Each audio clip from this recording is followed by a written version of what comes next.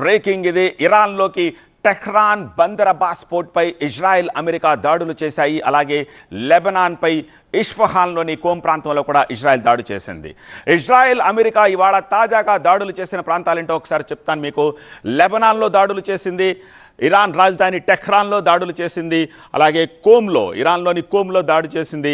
And అదే ఇరాన్లోని, అది కూడా ఈ హర్ముజ్ జలసంధికి దగ్గరలో ఉన్న బందర్ అబ్బాస్ పోర్టుపై దాడి చేసింది. లెబనాన్పై ఇష్ఫహాన్లోని కోమ్ ప్రాంతంలో ఇజ్రాయెల్ దాడులు చేసింది. ఇక ఇరాన్ దాడులు చేసిన ప్రాంతాలంటే కూడా చూద్దాం. ఇరాన్ దాడులు చేసిన ప్రాంతాలు ఇవి. ఇవాళ ఇరాన్ ఎక్కడెక్కడ దాడులు చేసింది? చాలా చోట్ల దాడులు చేసింది ఇరాన్ డ్రోన్లతోటి. ఇజ్రాయెల్ మీద దాడులు చేసింది, అలాగే సౌదీ అరేబియా మీద దాడి చేసింది, కువైట్ మీద దాడి చేసింది, ఖతార్ మీద దాడి చేసింది, బహ్రెయిన్ మీద దాడి చేసింది, అండ్ అజర్బైజాన్. నిజానికి ఇరాన్ ఈ 5 రోజులుగా అజర్బైజాన్ జోలికి రాలేదు, కానీ ఇవాళ ఈవెన్ అజర్బైజాన్ మీద కూడా అటాక్ చేసింది. సో ఇవాళ అమెరికా ఇజ్రాయెల్ కంటే కూడా ఇరానే మిగిలిన గల్ఫ్ కంట్రీస్లో చాలా చోట్ల దాడి చేసింది. ఇక యుద్ధంతో గల్ఫ్ దేశాల్లోని భారతీయుల పరిస్థితిపై ఆందోళన వ్యక్తం అవుతోంది.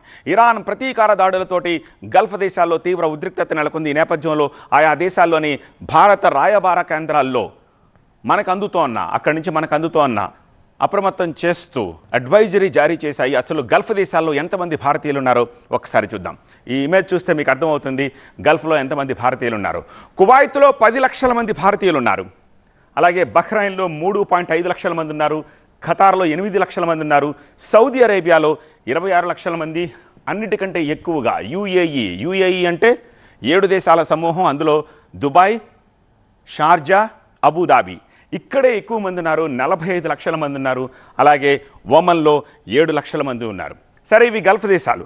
ఇది కాకుండా ఇరాన్లో కేవలం 10,000 మంది, ఇజ్రాయిల్లో 40,000 మంది ఉన్నారు.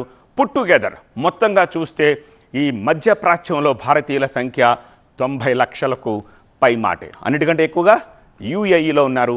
అక్కడ సైతం ఇప్పుడు యుద్ధం జరుగుతోంది. మొత్తంగా గల్ఫ్ దేశాల్లో 90 లక్షల నుంచి 1 కోటి మంది ఉంటారని చెప్పేసి మనకి అంచనా అందుతోంది.